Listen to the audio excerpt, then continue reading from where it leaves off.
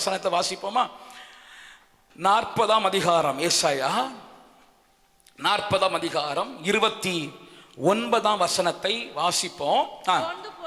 சோர்ந்து போகிறவனுக்கு அவர் பலன் கொடுத்து சத்துவம் இல்லாதவனுக்கு சத்துவத்தை பெருக பண்ணுகிறார். அல்லேலூயா. சோர்ந்து போகிறவனுக்கு ஆண்டவர் பலன் கொடுக்கிறார், சத்துவம் இல்லாதவனுக்கு சத்துவத்தை பெருக பண்ணுகிறார். ஒருவேளை நான் இப்ப பிரசங்கத்தை என்னால முடிக்க முடியாட்டாலும் பயப்படாதுங்க, பாஸ்டர் இப்பதான் ஆரம்பிக்கிறார், என்ன பண்ணுவார்? உங்களுக்கு ஒரு ஆப்ஷன் இருக்கிறது, சாயங்காலம் கண்டினியூ பண்ணுவேன், இல்லை பயப்படாது. அல்லேலூயா. சரியான நேரம் முடிச்சிருவேன், சாயங்காலம் தொடருவேன், பயப்படாது. அல்லேலூயா. அல்ல, சோர்ந்து போகிறவனுக்கு ஆண்டவர் பலன் கொடுத்து, இந்த மாதம் சோர்ந்து போகிறவர்களுக்கு ஆண்டவர் பலன் கொடுக்கிறார். நிறைய பேர் சோர்ந்து போறீங்க.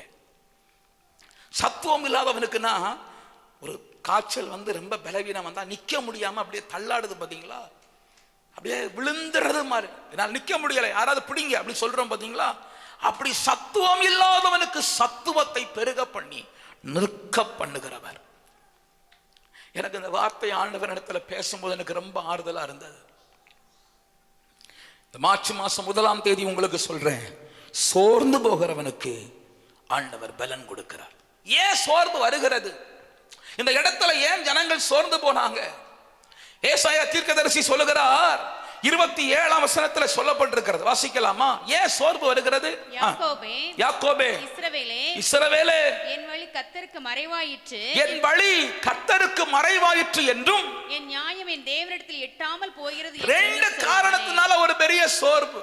ஆண்டவர் முகம் எனக்கு தெரியல ஒன்று, ரெண்டாவது நான் சத்தம் போடுறேன், ஆண்டவர் கேட்க மாட்டேங்கிறார். ரெண்டு, உங்களுக்கு புரியும்படி சொல்லட்டா, கர்த்தரை பார்க்க முடியல ஒன்று, ரெண்டாவது ஏன் ஜெபத்தை ஆண்டவர் கேட்க மாட்டேங்கிறார் ரெண்டு. இந்த ரெண்டு காரியங்கள் தேவ பிள்ளைகளுடைய வாழ்க்கையில், இஸ்ரவேல் மக்கள், யாக்கோபு தெரிந்து கொள்ளப்பட்ட சந்ததியினுடைய வாழ்க்கையில சோர்வை உண்டாக்கினது. நான் எவ்வளவு நாள் ஜெபம் பண்றேன், ஆண்டவர் கேட்க மாட்டேங்கிறாரே பாஸ்டர், நான் எவ்வளவு நாள் ஆண்டவரை பார்க்கணும், எனக்கு ஒரு பதில் கிடைக்குமா, இதுல ஒரு விடுதலை நடக்குமான்னு சொல்லி எதிர்பார்த்து கர்த்தருக்காய் காத்திருக்கிறேன், தேவனை பார்க்க முடியலையா பாஸ்டர். இந்த காரியங்களினால மிகப்பெரிய சோர்வு வருகிறது. அல்லேலூயா. இந்த சோர்வு நிமித்தம் இஸ்ரவேல் சோர்ந்து தளர்ந்து போகும்போது ஆண்டவர் சொல்லுகிறார், நீ சோர்ந்து போகாதையா, ஏன்னா உன்னை பலப்படுத்துகிற நான் சோர்ந்து போவதில்லை. ஆண்டவருடைய சுபாவத்தை நம்ம அந்த இடத்துல பார்க்கிறோம். 28ஆம் வசனம் வாசிங்க பார்ப்போம். பூமியின் கடையாந்தரங்களை சிருஷ்டித்த கர்த்தர், ஆண்டவர் தன்னை பற்றி சொல்லுகிறார், பூமியின் கடையாந்தரங்களை சிருஷ்டித்த கர்த்தராகிய அனாதி தேவன் சோர்ந்து போவதும் இல்லை, இளைப்படைவதும் இல்லை. இதை நீ அறியாயோ, இதை நீ கேட்டதில்லையோ? புத்தி ஆராய்ந்து முடியாது. பயப்படாத, கவலையோடு இருக்கிற தேவ ஜனமே, கர்த்தருடைய பிள்ளையே, யாக்கோபே, இஸ்ரவேலே, நீ பயப்படாதே. காரணம், நீ ஆராதிக்கிற தெய்வம், நீ சோர்ந்து போகலாம், நீ இளைப்படைந்து போகலாம், ஆனா நீ ஆராதிக்கிற தெய்வம் ஒரு நாளும் சோர்ந்து போகிறவர் அல்ல, ஒரு நாளும் இளைப்படைந்து போகிறவர் அல்ல. அவர் பலவீனப்படுகிற தெய்வம் அல்ல, அவர் உறங்காமல் தூங்காமல் நம்மை என்றும் காக்கிற தெய்வம். அவர் நம்மோடு கூட இருக்கிறார், அவர் மிகப்பெரிய வல்லமை உடையவர். அதனால நீ பயப்படாதே சொல்லி ஆண்டவர் இஸ்ரவேல் ஜனங்களுக்கு தன்னை பற்றி சொல்லுகிறார். நான் யார் தெரியுமா அப்படிங்கறத சொல்லுகிறார். ஏன் அப்படி சொல்லுகிறார்னா, சோர்ந்து போகிற ஒருவனுக்கு சோராத ஒருவர் தான் திடப்படுத்த முடியும். சோர்ந்து போகிற ஒருவனை பலன் உள்ள ஒருவர் தான் தூக்கிவிட முடியும். There is a hope for us. நமக்கு ஒரு பெரிய நம்பிக்கை இருக்கிறது. நாம் ஆராதிக்கிற தெய்வம் எப்போதும் சோர்ந்து போகாதவர், நாம் ஆராதிக்கும் தெய்வம் எப்போதும் இளைப்படையாதவர். எந்த நேரம் வேண்டுமானாலும் நாம் சோர்ந்து போகலாம், நம்மை தூக்கி விடுவதற்கு நம்முடைய ஆண்டவர் இருக்கிறார். அல்லேலூயா. அது மாத்திரமல்ல, இந்த வசனத்தை தொடர்ந்து நீங்கள் 30ஆம் வசனம் வாசிக்கும் போது மனுஷனுடைய இயல்பை பற்றி ஆண்டவர் சொல்லுகிறார். வாசிங்க. இளைஞர் இளைப்படைந்து சோர்ந்து போவார்கள், வாலிபர் இடறி. இந்த வசனத்தை நான் சந்தோஷ் நகர்ல பிரசங்கம் பண்ணும்போது எனக்கு ஒரு பெரிய வெளிப்பாடு ஆண்டவர் கொடுத்தார். கவனிங்க. இளைஞர் என்ன செய்வார்கள்? சோர்ந்து போவார்கள். எல்லாம் செய்யலான்னு தோணும். என்ன விட்டு பாருங்க, 13 வயசு 14 வயசு பூமியை மறிச்சிடுற மாதிரி இருக்கும். நான் தூக்கிடுவேன், விடுங்க, தூக்கு, அதாவது மனபலம். அப்புறம் அப்பா ஏன் என்னாச்சுப்பா, சோர்ந்து போனார்கள். வாலிபர் சொல்ல வேண்டாம், இடறி விழுவார். வாலிபர் என்ன செய்வார்கள், ஒரு நிலைமையில் இருக்க மாட்டான். இன்னைக்கு எழுப்புதலும் நாளைக்கு முடியல. அல்லேலூயா. சிலுவையே முன்னா உலகம் என் பின்னால். வாலிபன் அப்படிதான் பாடுவான். சிலுவையே முன்னா உலகம் என் பின்னால், இயேசு சிந்திய இரத்தத்தினாலே என்றும் விடுதலையே. இப்படி பாடுவான் பாருங்க. ஒரு 3 நாள் கழிச்சு மாத்தி பாடிடுவான். சிலுவையே பின்னா உலகமே முன்னா. எப்ப என்னாச்சு? இல்ல பாஸ்டர், சிலுவையே பின்னால் என் கேர்ள் ஃப்ரெண்டு முன்னால். மாத்திடுவான். வாலிபன் இடறி விழுவான், ஸ்லிப்பாகி விழுவான். இளைஞர்கள் சோர்ந்து போவார்கள், வாலிபர் இடறி விழுவார்கள். ஆனா இடறி விழாம வாழ முடியுமா? நிச்சயமா வாழ முடியும். ஆண்டவர் கிருபையினால எல்லா தாழ்மையோட சொல்லுகிறேன், கடந்த நாட்கள் எனக்கு ரொம்ப கஷ்டமான ஒரு காரியம் உங்களுக்கு தெரியும். ஆனா எங்க சபையில ஒரு 300, ஆண்டவர் கிருபையினால 320க்கு அதிகமான வாலிப பிள்ளைகள் உண்டு.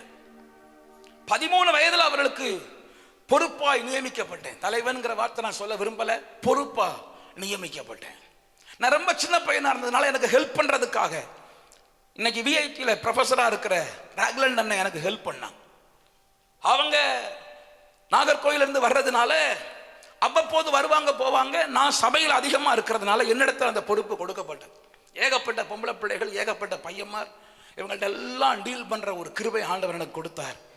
எங்க சபையில நான் ஆச்சரியமா பார்க்கிறேன், ஒரு பையன் ஒரு பொண்ணை லவ் பண்ணா, பேசினா, சிரிச்சான், கொண்டான், சுரண்டனா, இந்த பிரச்சனையே வந்தது கிடையாது.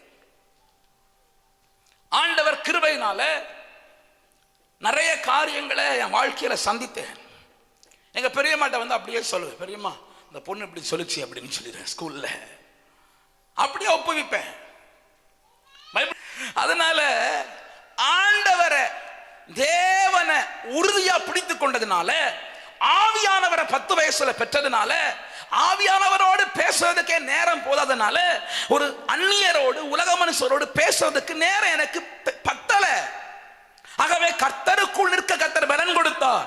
வாலிபர்கள் இடறி விழுவார்கள், ஆனால் கர்த்தருக்குள் நிற்கிறவர்கள் கண்மனையின் மேல் நிற்பார்கள், அவர்கள் இடறி விழ மாட்டார்கள். சபையின் வாலிபர்களுக்கு சொல்றேன், நீங்க காக்கப்படணும்னா, நீங்க வாலிபத்துல பரிசுத்தமா இருக்கணும்னா கர்த்தர் மேல நிற்கணும். எல்லாரும் சொல்லுங்க, கர்த்தர் மேல. யார் மேல நிக்கணும்? ஐயா, கர்த்தர் மேல. சொல்லுங்க, யார் மேல நிக்கணும்? தத்துவம் மேல நிக்காத, சினிமா நடிகன் மேல நிக்காத, மோட்டிவேஷனல் ஸ்பீக்கர் மேல நிக்காத, கர்த்தர் மேல நில்லு. கர்த்தருடைய வசனம் ஒரு நாளும் பொய்யுரையாது. தேவன் விலகுகிறவர் அல்ல, அவர் கட்டியான பாறை. கர்த்தர் மேல உன் கால்கள் நிற்கும்னா நீ இடறி விழாமல் கர்த்தர் உன்னை பாதுகாப்பார்.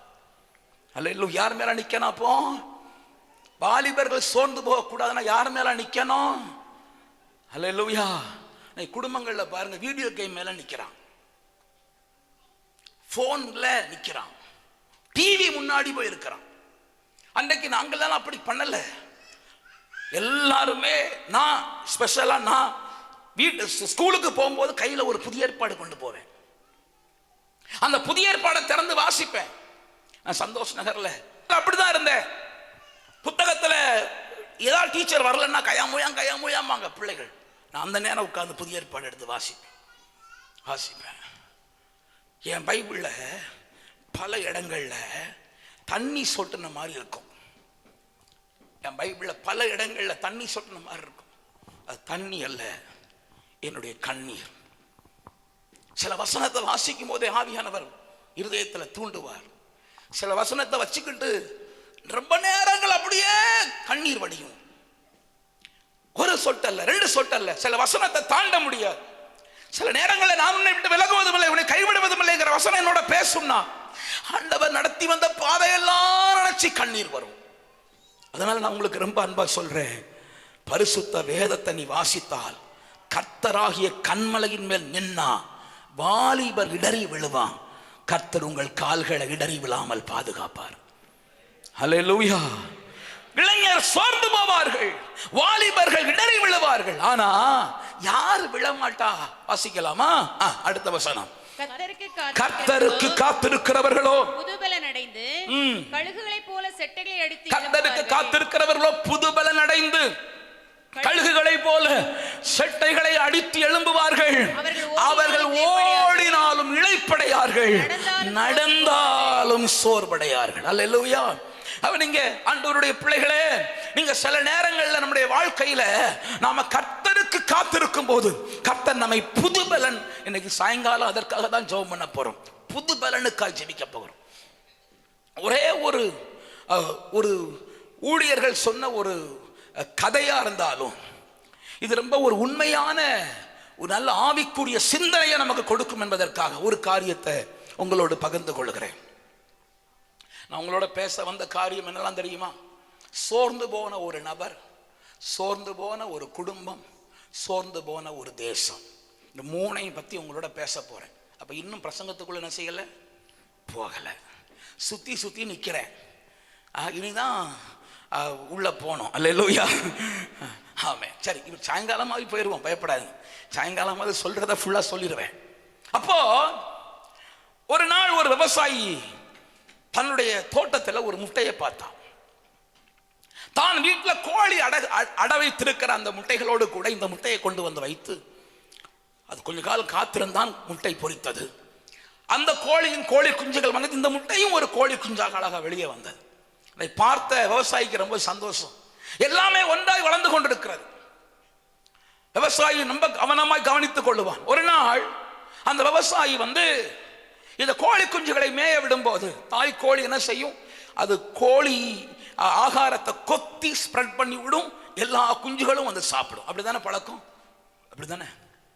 தாய் கோழி அப்படி சில புழு இருக்கிற இடத்த அப்படி கொத்தி ஸ்ப்ரெட் பண்ணும். பார்த்திருக்கீங்களா? எல்லா கோழி குஞ்சுகளும் சாப்பிடும். மேல ஏதாவது அந்த கோழி குஞ்சுகளை தூக்குவதற்கு பறந்துகளோ கழுகுகளோ வரும்போது அந்த கோழி சத்தம் கொடுக்கும். எல்லா கோழி குஞ்சுகளும் தாயின் சிறகுக்குள்ள வந்துடும். நான் ரெண்டு காரியம் பார்த்துருக்கிறேன். ஒன்னு தாயின் சிறகுக்குள்ள வந்துடும், இன்னொன்னு சில இடங்கள்ல நாங்க வீட்டுக்கு பின்னாடி ஒரு ஆயினி மரம் இருக்கிறது. என்ன மரம்? என்ன மரம் தெரியல. ஆயினி சொல்லுங்க, என்ன மரம்? நீங்க சரி கவனிங்க. அப்போ இந்த ஆயினி மரத்தினுடைய சருகு இருக்குல்ல, அது ஸ்ட்ரென்த்தா இருக்கும். இந்த கோழி குஞ்செல்லாம் அதுக்குள்ளவே ஒளிஞ்சுக்கிடும். தாய் பறவை தூரமா இருக்குது, அது போறது வரைக்கும் டைம் பத்தாது, அதுக்குள்ள அந்த பறவை கொத்திட்டு போயிடும் உள்ள போய். இப்படி அடைக்கலம் தேடி வாழ்ந்துரும். இப்படி வழக்கமா நடக்கும். இந்த பறவைகள் எல்லாம் வளர்ந்தது, கோழி குஞ்செல்லாம் வளர்ந்து ஒரு நாள் நல்ல நிலைமையில இருக்கும்போது ஒரு நாள் இந்த கோழி குஞ்சுகளை பார்க்கும்படி ஒரு பெரிய கழுகு வந்தது. இந்த பெரிய கழுகு இதுல ஏதாவது தூக்கிட்டு போகணும். பெரிய கழுகு வரும்போது மேல இருந்து சத்தம் போடுகிறது. அது கழுகு சத்தம் தெரியும் இல்லையா, ஒரு விதமா சத்தம் போடுகிறது. சத்தம் போட்ட உடனே கீழே இருக்கிற கோழி குஞ்சுக்குள்ள இந்த கோழி குஞ்சுக்கு மட்டும் என்னமோ பண்ணுது, என்னமோ பண்ணுது. யாரோ நம்மளை கூப்பிட்ட மாதிரி இருக்குது, யாரோ நம்மள்கிட்ட பேசுறது மாதிரி இருக்குதே அப்படிங்குது. மற்ற கோழி குஞ்செல்லாம் ஓடி ஒளியுது. ஆனா இப்ப இது கொஞ்சம் கொஞ்சம் வளர்ந்து இந்த கோழி குஞ்சுக்குள்ள பயம் வரல, ஆனா யாரோ தனக்கு நெருக்கமானவங்க சத்தம் போடுற மாதிரி தெரியுது. இதுவரைக்கும் மண்ணை பார்த்து மண்ணையே கொத்தி, என்னைக்காவது கோழி இப்படி பார்க்குமா? பார்க்காது. மண்ணையே பார்த்த கோழி முதலா தலையை நிமித்து மேல பார்க்கிறது. மேல பார்த்தா அந்த உருவ அமைப்பும் தன் உருவ அமைப்பும் ஏகதேசம் ஒண்ணு போல இருக்கு. இதுக்கு விளங்கல. இப்படி அது பார்க்க தான் இதுவரைக்கும் போட்ட சத்தம், தான் இதுவரைக்கும் பேசிய பேச்சு, தான் இதுவரைக்கும் அந்த கேட்ட சத்தங்களை விட வித்தியாசமான ஒரு சத்தம் போடுவதற்கு பிரயாசப்பட இந்த சத்தம் அது கேட்க அதுவும் இதுவும் மாறி மாறி சத்தம் போடுது. சத்தம் போடு கொஞ்ச நேரத்தில் பெரிய கழுகு பறந்து வந்து தூக்கிட்டு மேல போயிடுச்சு. எல்லா கோழி குஞ்சுகளும், எல்லா கோழி அந்த கொஞ்சம் வளர்ந்த குஞ்சுகளும் தாயோடு போய் நிற்குது, எல்லாம் வேடிக்கை பார்க்குது. ஆனா இந்த பறவை தூக்கிட்டு போன கழுகு இந்த பறவையை ஒண்ணும் பண்ணல, சாப்பிடல, கொல்லல, மேல கொண்டு போயிடுச்சு. கொண்டு போய் மேல இருந்து தொப்புன்னு விட்டுடுச்சு. உடனே இந்த பறவைக்கு என்ன பண்றது தெரியல, நம்மளை தூக்கிட்டு போச்சு, கீழே தொப்புன்னு விடுதேன்னு அக்கல பாதாளத்தில் விழுகிறது போல இறங்கி வரும்போது இந்த பறவை தன் சிறகை விரிக்க ட்ரை பண்ணி 2 அடி அடிச்சிச்சு பாருங்க. அப்பதான் தெரிஞ்சிச்சு, நான் இவ்வளவு காலம் கோழி குஞ்சா இருந்தேன், நான் கோழி குஞ்சு அல்ல, நான் கழுகு குஞ்சு. அது அடிக்க அடிக்க எழும்புது, அடிக்க அடிக்க எழும்புது, அடிக்க அடிக்க எழும்புது. பிறகு கொஞ்ச நேரத்தில் அந்த பெரிய கழுகோடு கூட பறக்கிற அளவிற்கு அது பலன் பெற்றது. பிசாசு உங்கள் சிந்தைகளிலே, பிசாசு உங்கள் எண்ணங்களிலே, நீ பூமிக்குரியவன், நீ ஒன்றுக்கு உதவாதவள், ஒன்றுக்கு உதவாதவன், நீ உலகத்திற்குரியவன் என்று உங்களை மண்ணோடு ஒட்டி இருக்க பண்ணியிருக்கலாம். இன்றைக்கு ஆவியானவருடைய வசனம் எல்லாருக்குள்ளையும் போகல. நீங்க தான் கழுகு குஞ்சு என்பதற்கு அடையாளம் என்ன தெரியுமா? எத்தனையோ பேருக்கு வசனம் விதைக்கப்பட்டது, எத்தனையோ பேருக்கு சுவிசேஷம் சொல்லப்பட்டது. ஆனால் கர்த்தர் அந்த வார்த்தைகள் உங்களுக்குள்ள கிரியை செய்து உங்களை மாத்திரம் தான் சபைக்குள்ள கொண்டு வந்திருக்கிறார். உங்களுக்குள்ள ஆண்டவருடைய வார்த்தைகள் கிரியை செய்து நீங்கள் உள்ள வந்திருக்கிறீங்க. அந்த சத்தம் எல்லாருக்கும் புரியல, ஆனா உங்களுக்கு புரிந்திருக்கிறது.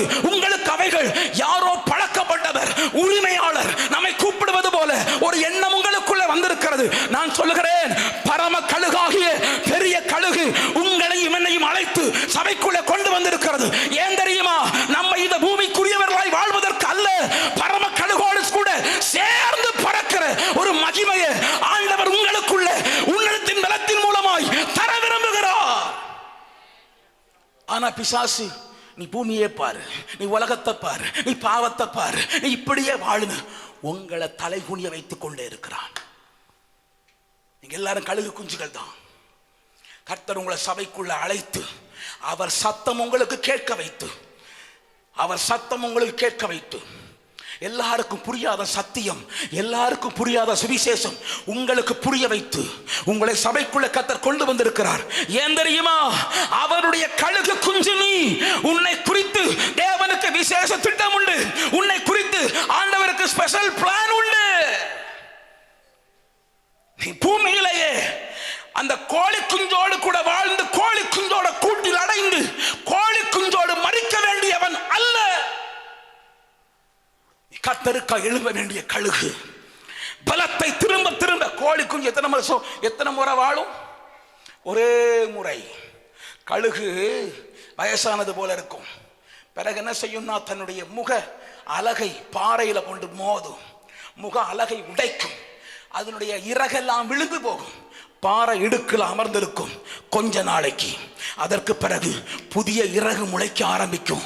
அது திரும்ப பலன் அடைந்து திரும்ப செட்டையை விரித்து ஒரு புது பலன், கழுகை போல புது பலனை பெற்றுக்கொண்டு அப்படியே எழும்பி மறுபடி பறக்கும் பாருங்க. அதுபோல எத்தனை முறை சத்துரு உன்னை பலவீனப்படுத்தினாலும், எத்தனை முறை நீ விழுந்து போனாலும், எத்தனை முறை நீ தளர்ந்து போனாலும், உன்னை மறுபடியும் பலப்படுத்துவதற்கு கர்த்தருடைய உன்னதத்தின் பலத்தை கர்த்தர் இந்த நாளில் உன் மேல ஊட்ட விரும்புகிறார், ஊட்ட விரும்புகிறார். இன்னைக்கு மாலையில கழுகு குஞ்சாகிய உங்களை இனம் கண்டு உங்களை திரும்ப பறக்க பண்ண தெய்வம் வல்லமை உள்ளவராக இருக்கிறார். சாயங்காலம் வாங்க, ஆண்டவர் உங்களை அப்படி மாற்றுவார். ஆண்டவர் மாற்ற விரும்புகிறார். அல்லேலூயா. ஆண்டவருடைய கரம் அப்படி மாற்ற விரும்புகிறது, உங்களை மறுபடியும் பலப்படுத்த விரும்புகிறது. சோர்ந்து போன உனக்கு பலன் கொடுக்க தேவன் வல்லமை உள்ளவர். சத்துவமற்ற உனக்கு சத்துவத்தை கொடுக்க தேவன் வல்லமை உள்ளவர். அதுக்கு பிறகு நம்மை ஆண்டவர் பலனடைய செய்து நம்மை அநேகருக்கு ஆசீர்வாதத்தின் பாத்திரமா கர்த்தர் கரத்தில் எடுக்க விரும்புகிறார். அல்லேலூயா. ஆனா பிசாசு நம்மளை பூமிக்குரியவைகளை பார், உலகத்துக்குரியவைகளை பார், சொந்த பந்தங்களை பார், குடும்பத்தை பார், அவர்களை பார், இவர்களை பார், இதெல்லாம் பிசாசின் தந்திரம். எவர்களையும் பார்க்க கூடாது. நான் வானத்துக்குரியவன், உன்னதத்துக்குரியவன், பரலோகத்துக்குரியவன். ஹல்லேலூயா. பரலோகம்தான் என் பேச்சு, சொல்லுங்க. பரிசுத்தம்தான் என் மூச்சு. பாடுவோம். பரலோகம்தான் என் பேச்சு, பரிசுத்தம்தான். பாடுங்க. கொஞ்ச காலம் இந்த பூமியிலே, வாய்களை திறந்து, இயேசுவுக்காய், சுவிசேஷத்திற்காய். பாடுங்க.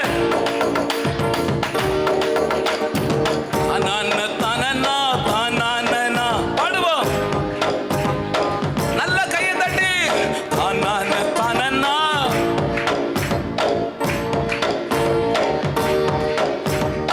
என் இயேசு வருவார், மேகங்கள் நடுவே தன்னோடு சேர்த்து கொள்வார். பெரிய கழுகு வரும், மேகங்கள் நடுவே தன்னோடு சேர்த்து கொள்வார், என்னை கூடவே வைத்துக் கொள்வார். சொல்லுங்க, சொல்லுங்க. என் இயேசு வருவார், மேகங்கள் நடுவே தன்னோடு சேர்த்து கொள்வார். பாடுங்க.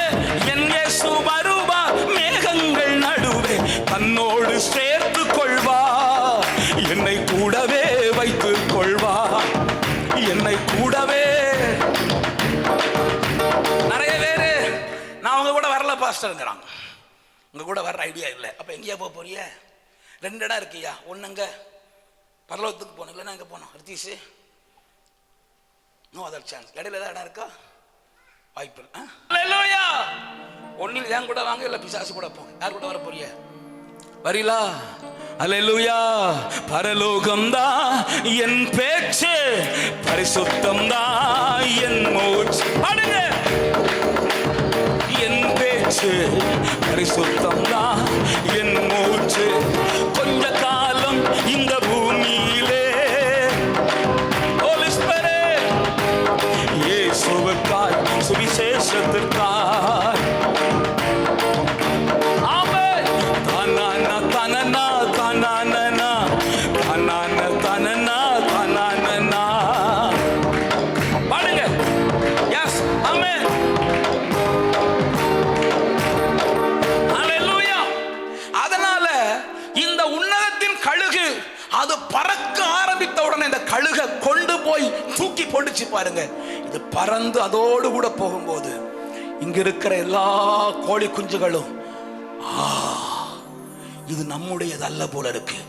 இன்றைக்கு உலகத்தோடு உலகமாய், நபர்களோடு நபர்களாய், ஆட்களோடு ஆட்களாய், சொந்த பந்தங்களோடு சொந்த பந்தங்களாய் வாழ்ந்து கொண்டிருக்கிற கர்த்தருடைய பிள்ளையே, நீ கர்த்தரோடு நடக்க வேண்டியவன், கர்த்தரோடு பறக்க வேண்டியவன், கர்த்தருக்காய் வாழ வேண்டிய குடும்பம்.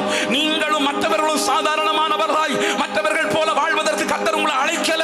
உங்க வாழ்க்கை வித்தியாசமா இருக்க வேண்டியதற்காக தான் கர்த்தர் சபைக்குள்ள கொண்டு வந்திருக்கிறார். அந்த வித்தியாசத்தை கொஞ்ச நாட்களில் கர்த்தர் காண்பிப்பார். யார் என்பதை அடையாளம் கண்டு கொள்ளுங்கள். நீங்கள் கழுகு குஞ்சு, நீங்கள் கோழி குஞ்சு அல்ல, நீங்கள் காகத்தின் வம்சம் அல்ல, நீங்கள் பறக்க வேண்டிய கழுகின் வம்சம். இன்னைக்கு ஆவியானவர் உங்களோடு பேசுகிறார். அதனால உலகத்துக்குரியவைகளை, பூமிக்குரியவைகளை, உலக வழக்கங்களை தூக்கி எறிந்து விட்டு என்னோடு கூட நீ சேர்ந்து கொண்டால், நானும் நீயும் ஒன்றாய் சேர்ந்து உனக்கு ஒரு புது பலனை கொடுத்து உன்னை மறுபடியும் எழும்ப பண்ணுவதற்கு தெய்வம் வல்லமை உள்ளவராக இருக்கிறார். ஹல்லேலூயா. இன்னைக்கு மறுபடி ஒரு புது பலனை கர்த்தர் உங்களுக்குள்ள கொடுக்க விரும்புகிறார். கர்த்தருக்கு காத்திருக்கிறவர்களோ. ஹல்லேலூயா. நான் இன்னும் பிரசங்கத்தை ஆரம்பிக்கல. நான் பிரசங்கத்தை சாயங்காலம் பண்ணுவேன். இப்ப எனக்கு நேரம் இல்லை. கர்த்தருக்கு ஒரு 5 நிமிஷம் உங்க கூட சேர்ந்து ஜெபம் பண்ண போறேன். எல்லாரும் ஜெபம் பண்ணலாமா? ஹல்லேலூயா. ரிகபா ஹம்பரபலா. நல்ல வாய்களை திறந்து கர்த்தர் உங்களை கழுகு குஞ்சென்று சொல்லுகிறார். ஓ, பூமியோடு மரித்து போக வேண்டிய பாத்திரம் நீ அல்ல, நீ அல்ல. நீ மற்றவர்களோடு பழகி மற்றவர்களோடு அழிந்து போக வேண்டிய பாத்திரம் அல்ல. தேவ பிள்ளையே, என்ன கவனிங்க, என்ன கவனிங்க, என்ன கவனிங்க. ஆனா பாஸ்டர், கழுகு குஞ்சா இருக்கிற நான் கோழி குஞ்சோடு மடிய முடியுமோ? மடிய முடியும். எப்படி? ஒரு மனுஷன் பிறக்கும் போதே ஆண்டவர் சொன்னார், சகோதரா நீ கழுகு குஞ்சு என்று சொன்னார், நீ கோழி குஞ்சு இல்லைன்னு சொன்னார். அதனால உன் தாயின் தகப்பனும் உனக்காய் விசேஷமாய் வாழணும்னு சொன்னார். அவன் தான் சிம்சோன். ஆனால் கோழி குஞ்சை போல அவன் சிந்தை மாறி போனது. கழுகு குஞ்சா இருக்க வேண்டியவன் கோழி குஞ்சை போல பெலிஸ்தியரை தேடி போனான், பெலிஸ்திய பெண்ணை தேடி போனான். சகோதரா, வாலிப தம்பி, கேர்ள் ஃப்ரெண்ட தேடி போகாத, கர்த்தரை தேடு, ஆண்டவரை தேடு. காரணம், நீ கழுகு குஞ்சு, நீ கோழி குஞ்சு அல்ல. அந்த வித்தியாசம் தெரியாத சிம்சோன் அந்த கோழி குஞ்சை போல மாறி எல்லாரும் போலதான் நான் என்று பலட்சணமாகி கர்த்தர் கொடுத்த விசேஷ அபிஷேகத்தையும், கர்த்தர் கொடுத்த விசேஷ அழைப்பையும், கர்த்தர் கொடுத்த விசேஷ தரிசனத்தையும் தெளிலால் என்கிற வேசியின் மடியிலே சகலத்தையும் இழந்தான். தேவ பிள்ளையே, நீ படுத்திருக்கிற பாவம், நீ படுத்திருக்கிற வீடியோ கேம், நீ பந்தமாக இருக்கிற சில உறவுகள், இயேசுவின் நாமத்தில் கர்த்தர் உன்னை ஒரு நோக்கத்திற்கு அழைத்திருக்கிறார். ஆனால் பரிதாபமாய் அந்த பந்தத்தின் மடியிலேயே, அந்த பொல்லாத போதை பழக்கத்தின் மடியிலே, அந்த பொல்லாத சினிமாவின் மடியிலேயே, அந்த பொல்லாத உலக நண்பர்கள் மடியிலேயே நீ மடிந்து போவது தேவனுக்கு சித்தம் அல்ல. நீ கோழி குஞ்சாய் பிறந்தவன் அல்ல. நீ உலகத்தில் எல்லாரை போல பிறந்திருக்கலாம், ஆனால் கர்த்தர் உன்னை ஒரு நோக்கத்திற்காகவே அழைத்திருக்கிறார். இன்றைக்கு ஆவியானவர் உன்னோடு திருமணம் பற்றுகிறார். நீ கழுகு குஞ்சு, நீ கோழி குஞ்சு அல்ல. சிம்சோனே, உன்னை குறித்த அழைப்பு வித்தியாசமானது, உன்னை குறித்த அபிஷேகம் வித்தியாசமானது, உனக்குள்ளே ஆண்டவர் கொடுத்திருக்கிற பலன் வித்தியாசமானது. ஆனா பிசாசு உன்னை எங்கெல்லாம் சேரக்கூடாதோ அங்கெல்லாம் சேர பண்ணி உன் பலனை கெடுத்து, பார்வையை கெடுத்து, தரிசனத்தை கெடுத்து உன்னை வேடிக்கை பொருளாய் மாற்றி போட்டானே.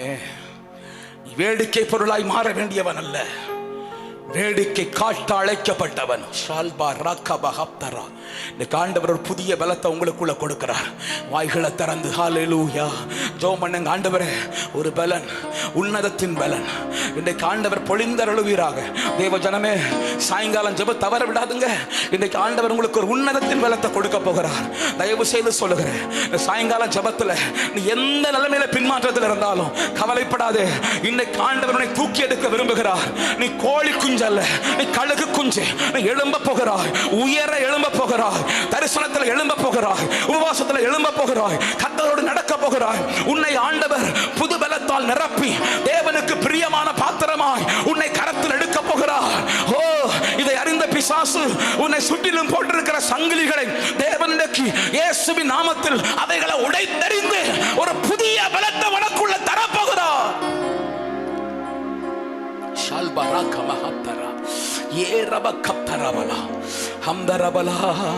வாய்களை திறந்து, ஆண்டவரே, உன்னதத்தின் பலத்தை எனக்கு தாங்கப்பா, கிருபையை தாங்கப்பா. இந்த காலை நேரத்தில் நான் கொஞ்ச நேரம் ஜெபம் பண்ண போறேன். ஒரு உன்னதத்தின் பலத்தை ஆண்டவர் உங்களுக்கு தர விரும்புகிறார். அல்பரபா ஹம்தரபலா, வாய்களை திறந்து கர்த்தரை ஸ்தோத்திரம் பண்ணுங்க. உன்னதத்தின் பலத்தை கர்த்தர் தர விரும்புகிறார். கழுகே, உன்னை பலப்படுத்துகிற கிருபை இன்றைக்கு இறங்குகிறது. பிசாசு உன்னை ஏமாற்றி உலகத்தோடு ஒட்டி போக வைத்திருக்கலாம். இன்னைக்கு எழும்பு, எழும்பு, தேவ சபையை எழும்பு, அன்பு தேவ பிள்ளையை எழும்பு, எழும்பு. கர்த்தர் உன்னை எழுப்புகிறார், உன்னை எழுப்புகிறார், உன்னை எழுப்புகிறார். மண்ணோடு ஒட்டி இருக்கிற ஆத்துமாவை உயிர்ப்பிக்கிற தெய்வம் இன்னைக்கு காலை வேளையில கர்த்தருடைய கரம் உன்னை தேடி வருகிறது, உன்னை தூக்கி எடுக்கிறது, உன்னை தூக்கி உன்னை தூக்கி எடுக்கிறது. வாய்களை திறந்து சோத்திரம் பண்ணு, சோத்திரம் பண்ணு, சோத்திரம் பண்ண ஆவியானவர் உன் இருதயத்தை பூமியில் இருந்து அப்படி எழுப்புகிறது. நீ உணரப் போகிறாய். சோத்திரம் பண்ணுங்க, பண்ணுங்க, பண்ணுங்க. வாய்களை திறந்து பண்ணுங்க, நல்லா பண்ணுங்க. அல்பா ராபா கபா பண்ண ஒரு விடுதலை. ஓ, கர்த்தரை நோக்கி பாரு, கர்த்தரை நோக்கி பாரு. இன்னைக்கு ஆண்டவர், நீ கழுகு குஞ்சுன்னு சொல்லுகிறார். நீ தரையை நோக்கி பார்த்தது போதும், உலகத்தை பார்த்தது போதும், மனுஷர்களை பார்த்தது போதும். இன்னைக்கு உன் தலையை உயர்த்துன்னு கர்த்தர் சொல்லுகிறார். அர்பகம் ஹந்தனா ஏபரகம் தான். தலையை உயர்த்து, தேவ பிள்ளைய தலையை உயர்த்து. ஓ, உயர்த்து, தலையை உயர்த்து. தரையை நோக்கி பார்க்காதே, உலகத்தை பார்க்காதே, பாவத்தை பார்க்காதே. வாலிப தம்பி, தங்கச்சி, உன் தலையை உயர்த்து. கர்த்தருனை உயர்த்த விரும்புகிறார், கர்த்தருனை மேலே கொண்டு போக விரும்புகிறார், கர்த்தருனை மகிமையாய் மாற்ற விரும்புகிறார். ஓ, பியக்கதானபா சந்தா ஏப்ரஹம்தனா. எஸ் எஸ் எஸ் பிரதர், உங்களுக்கான தேவனிடம் பெரியது, உங்களுக்கான கர்த்தருடைய பெரியது. அது அறிந்த பிசாசு உங்களை கட்டி போட்டிருக்கிறார். கர்த்தரை விடுதலையாக்குகிறார், விடுதலையாக்குகிறார். பிரதர், கர்த்தருடைய கரம் விடுவிக்கிறது. பெற்றுக்கொள்ளுங்க, பெற்றுக்கொள்ளுங்க, பெற்றுக்கொள்ளுங்க, பெற்றுக்கொள்ளுங்க. பிரதர், பெற்றுக்கொள்ளுங்க. சகோதரா, கர்த்தருடைய கரத்தின் வல்லமை சிஸ்டர் ஹர்ப கந்தரபலா. ஓ, ஜெபிக்க ஆரம்பித்தாலே தூங்கி விழுகிற சகோதரியே, தேவ ஆவியானவர் இன்றைக்கு உன்னை நிரப்புகிறார், நிரப்புகிறார், நிரப்புகிறார். ஜெப ஆவியினால் நிரப்புகிறார், கிருபையினால் நிரப்புகிறார். கழுகு குஞ்சு, நீ மேலே பறக்க போகிறாய். கர்த்தர் உன்னை எழும்ப பண்ணுகிறார். இந்த ஆராதனை தேவன் உன்னை எழுப்புகிற ஒரு ஆராதனை. ஏப்ர கந்தரபலா. சாயங்காலம் தவறாம வாங்க. இன்னைக்கு மாலையில உங்களுக்காக ஜெபிக்கிறது மாத்திரமல்ல, உங்களுக்காக என்ன பூசி ஜெபம் பண்ண போறேன். கர்த்தர் உங்களை எழும்பத்தான் பண்ணுவார், எழும்பத்தான் பண்ணுவார். 8 நாட்கள் தேவ சமூகத்தில் காத்திருக்கிறதின் பலனை ராத்திரி வேளையில் கர்த்தர் அடையும்படி செய்வார். நான் விசுவாசிக்கிறேன். சோர்ந்து போகாதிருங்கள், கர்த்தங்களோடு கூட இருப்பாராக. பிதாவே, நீர் சொல்ல விரும்பின வார்த்தைகளை இந்த மாதத்தின் வாக்குத்தத்தமாய் உடைய பிள்ளைகளோடு சொன்னேன். சோர்ந்து போகிறவனுக்கு பலனை கொடுக்கிறவர், சத்துவம் இல்லாதவனுக்கு சத்துவத்தை பெருக பண்ணுகிறவர். ஆண்டவரே, நம்முடைய பிள்ளைகளை பலப்படுத்தி சகாயம் பண்ணி அவர்களை வாழ வைத்து கர்த்தருடைய திட்டத்தை நிறைவேற்றுகிற கழுகு குஞ்சுகளா எழுப்புகிறதற்கு நன்றி. அப்படி செய்கிறதற்கு நன்றி. உலகம் அவர்களை இழுக்கிறது, பாவம் இழுக்கிறது, பிசாசு இழுக்கிறது, மாம்சம் இழுக்கிறது. அந்த இழுவைகளாம் அந்த இழுவைகளுக்கு ஒப்பு கொடுக்காமல் கர்த்தருக்கு பிரியமாய் வாழுகிற பிள்ளைகளாய் மாற்றும், பலப்படுத்தும், ஆசீர்வதையும் கூட இரும். இயேசுவின் நாமத்தில் ஜெபிக்கிறோம் நல்ல பிதாவே, ஆமென். என் ஆத்துமாவே கர்த்தரை ஸ்தோத்திரி, முழு உள்ளமே அவருடைய பரிசுத்த நாமத்தை ஸ்தோத்திரி. என் ஆத்துமாவே கர்த்தரை ஸ்தோத்திரி, கர்த்தர் செய்த சகல உபகாரங்களை மறவாது.